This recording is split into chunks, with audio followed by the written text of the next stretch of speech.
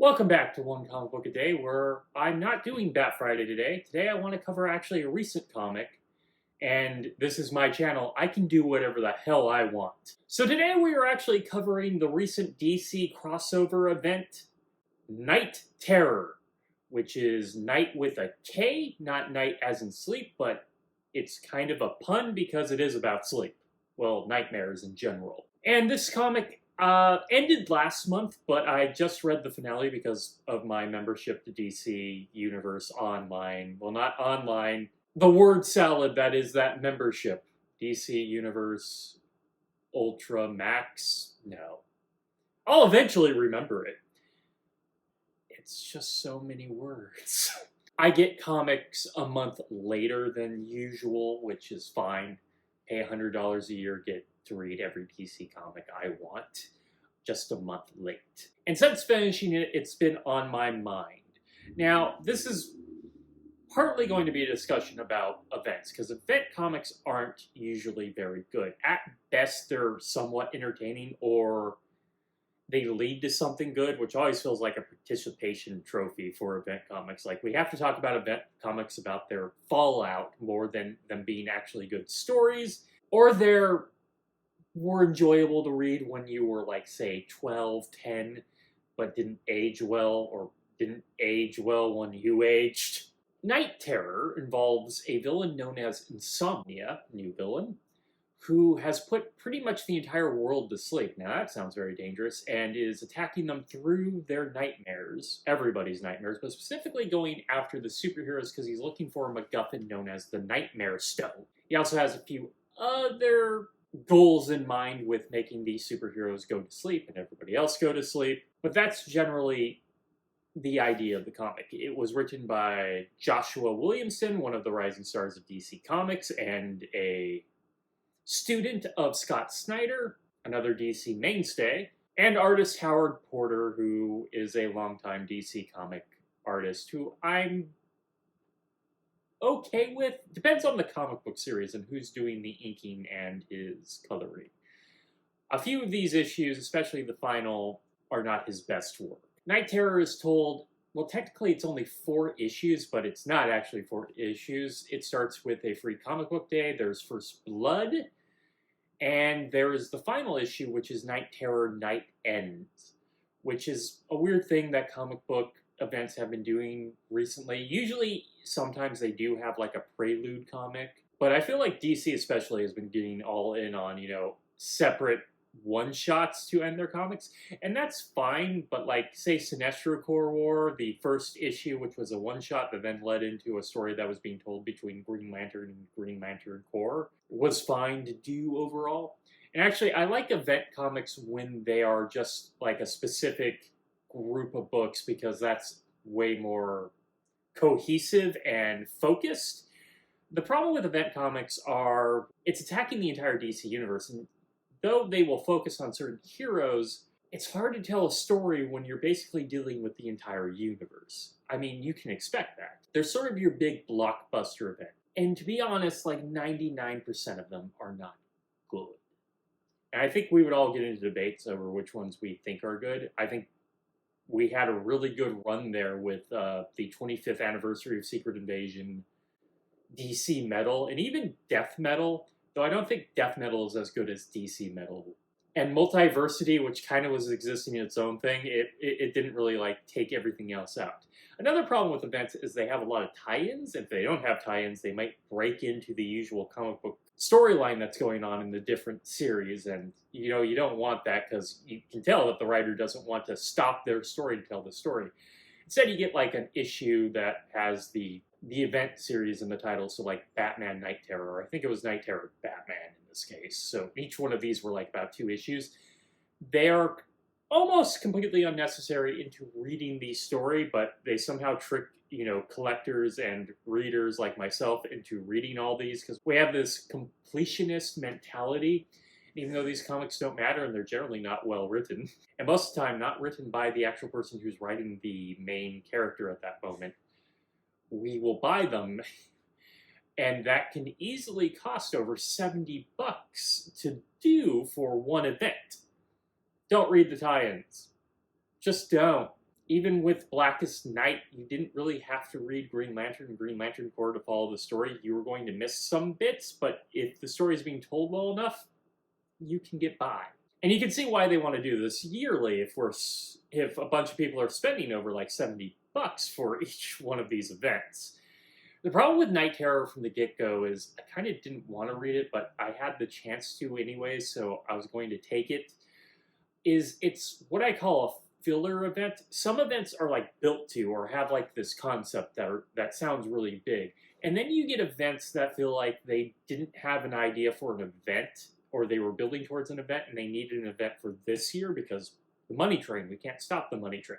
So when you hear like the premise that it's a guy attacking people through their nightmares, you can kind of see how this can come in and then just kind of stop, and that it's not going to have like a really big purpose in the DC universe. Like, this happened fairly quickly, though the shorter the event, the better the event. Some of these can kind of drag on for most of the year. But not to be completely negative, I was pleasantly surprised by who it wanted to focus with. Now, you see, Insomnia is this villain who is essentially kind of a ghost after a point. He's this ordinary guy whose family was killed in a Justice League fight, and he kind of blames the Justice League for not saving his family. You know, one of the motives that you get after like 2000. This is pretty boilerplate at this point. I kind of just miss when villains were villains and they just wanted to do things because, you know, I'm evil. But yeah, it's a sad origin. He's missing eyelids, and he's going into everybody's dreams looking for this nightmare stone. And what does the nightmare stone do? Well, he can make like nightmares real in real life, but we'll get to the problem with that later. Trying to stop him and the focus of this comic, well, Damian Wayne comes in like halfway through the story to be one of, say, 3 characters this comic is focusing on. But better yet, this comic is centrally about Deadman. Deadman is a character who was created in the 1930s. He was a circus acrobat who was shot and killed by a man with a claw for a hand and making a deal with a Nessarian god. He's essentially like, I guess I would describe him like Patrick Swayze in Ghost meets Quantum Leap. The Quantum Leap thing is completely fair, as they did try to do a Deadman series not too long ago, like over a decade ago, and the premise was sort of pitched as Quantum Leap. He's a ghost. You can't see or hear him, though that has changed sometimes in the long history of his. Because he's dead, you don't have to actually change the fact that he was from the 1930s, so he'll always sound like a 1930s guy. But he moves through walls, sees people, sees things happening, and he'll generally jump into somebody controlling them to communicate with people. Through most of the story, he's controlling the unconscious Batman, which has led to bad things for Batman, as even though he was sleeping, his body was going through it. And because Insomnia is sort of a ghost, like, he's not completely dead till a certain point in the comic, Deadman kind of has a connection with him. Deadman also resurrects Wesley Dodd, the original Golden Age Sandman, who was a mystery writer who solved mysteries dressed in, you know, a trench coat, a fedora, and a gas mask, and would shoot knockout gas pellets from a gun. He actually did this before the Green Hornet would do it. And eventually he did get like prophetic dreams and other things. I actually didn't know he was dead in this universe because I don't think he was quite dead in post-Crisis pre-52, and then he sort of existed in his own Earth 2 in the New 52, and then all of comic book history matters now because of Death Metal and finale in Death Metal. See, I'm listing a whole bunch of events and how they affect the DC universe. But everything's in continuity now. I didn't know he had died at some point. But he's essentially a zombie through all this, really hitting home the sort of horror aspect of this, but it's still a superhero comic, so it's not going to be like truly horrifying. So Deadman and Sandman, you know, saying 2 characters with man after each other is really disorienting, are looking for the Nightmare Stone to stop him, which ends up being in the House of Horror.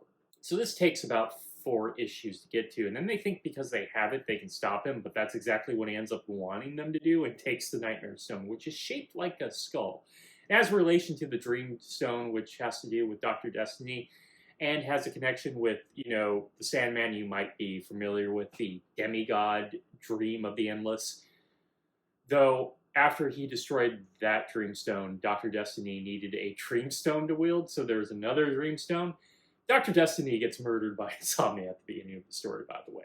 And I was actually really excited because I do love Deadman and Sandman, and they don't get a lot of focus, and it's kind of fun to see them, especially one of them as a zombie trying to solve what's going on in the universe, which didn't need much solving. They just kind of need to find this Nightmare Stone, which I'm still unclear on who hid it. That might be my own problems with reading it, but I'm still unclear on who hid it, seeing that was kind of like a big deal for a bit. Honestly, this all needed Detective Chimp and would have been great, though Detective Chimp actually gets a little bit of prominence in the final issue, Night's End. But through all the tie-ins, each hero is able to overcome their nightmare, some of it being really inconsistent with his power set. This is what happens when you kind of force a whole bunch of writers to write in a tie-in to some event they don't care about. And for the final issue, well, the big penultimate issue climax is he gets his hands on the Nightmare Stone, and here it ends up being a massive problem. Is I'm kind of unclear of how much the Nightmare Stone changed things. Like, he's making nightmares happen, but this kind of involves these nightmare knights he has who have been existing in the real world already. So it doesn't feel like much has changed, or if anything has changed, it doesn't feel like much of a escalation of what had already happened. He feels just as powerful as he was before. He was a guy who started with putting most of the world asleep at once. I don't see how this made him all that much stronger, though he does kind of knock around the superheroes for a bit. And it does come down to Deadman sacrificing himself, because it comes down to Deadman. Though this feels like all set up for whoever has the Nightmare Stone next, and this seems to be what the comic is leading to, for Deadman to sort of break out of it, or it sort of to backfire on them because Deadman was involved with it. I could be completely wrong on that, but that's where it feels like it's going. But the problem with the final issue is it feels like it's trying to do a lot of things at once. After kind of not accomplishing anything for 3 or 4 issues, we eventually found the Nightmare Stone, but a lot of it's just kind of talking about the Nightmare Stone and where it could possibly be and not finding it for a while. You see, it takes about 2/3 of the story to find out this whole backstory with Insomnia and that he hates superheroes and wants everybody else to hate superheroes. So he's actively going to use people's nightmares to make them hate superheroes. And maybe it's a little more prominent in the tie-ins. It wasn't in the tie-ins I read, but it doesn't really come to a head till like the beginning of Night's End, where a little girl mentioned she was having nightmares about superheroes and then kind of sees the superheroes around her parents. But this is still more of telling, not showing. We don't really see these nightmares or like the dramatic hit of like him attacking everybody's nightmares at once, even after all the Justice League members wake up, to make them afraid of superheroes. Because at the end, we see this little girl again sounding like she is afraid of superheroes. And I feel like this was necessary context to watch and would have been really great to add to, you know, the whole thread of everything if the heroes are running around the world trying to stop physical nightmares from attacking pretty much everyone in the world at once. But that's not what we get. The tie-ins, once again, happen before the nightmares become realistic in the real world. And we're all focused on the superheroes trying to break out of their nightmares, not fighting everybody else's nightmares. And I think that's like really something we should be seeing if part of the fallout is people are now way more afraid of the Justice League. I don't know if that really is going to be the fallout if we're going to be reading comics and people are wary of superheroes. I know this is sort of the idea to the big thing they have been setting up with this anonymous Illuminati who have been talking to Amanda Waller. They're just kind of white profiles, bright white profiles, kind of like the light from the Young Justice, and I'm actually trying to remember if they've been referred to as the light. They might actually be the light, which seems to be leading to Beast Wars, which is the next event coming up, but I don't know if that is the actual big event they're setting up here. I kind of doubt it. But by the end of the story, all it's really done is set up Beast Wars, because apparently a new big villain, which will have the Helmet of Fate, don't ask, and the Nightmare Stone gets it at the end, and by the end, it's all kind of forgettable because other than this adding to Batman's complicated being tired for what's happening in his story, it's not really leading to anything in the rest of the comic book universe. It's going to be completely ignored for most part, unless someone does actually focus on that ordinary people are wary of superheroes. And when a comic book event isn't particularly very good, you kind of have to judge it on what the fallout is. Unless this Batman fallout is particularly good, I don't see this event being remembered, which was the fear when it was announced. I mean, they tried. They did try. But overall, it was kind of unnecessary. I mean, you could have just had this new guy find the Nightmare Stone to begin with.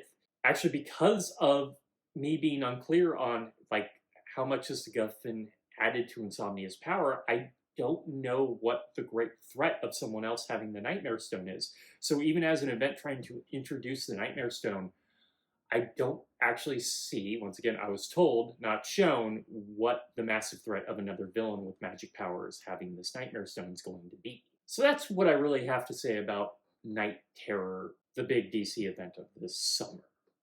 If you enjoyed this video, please like and subscribe, hit the bell icon to get notifications when new videos are up. And please join me next time. Have a great day.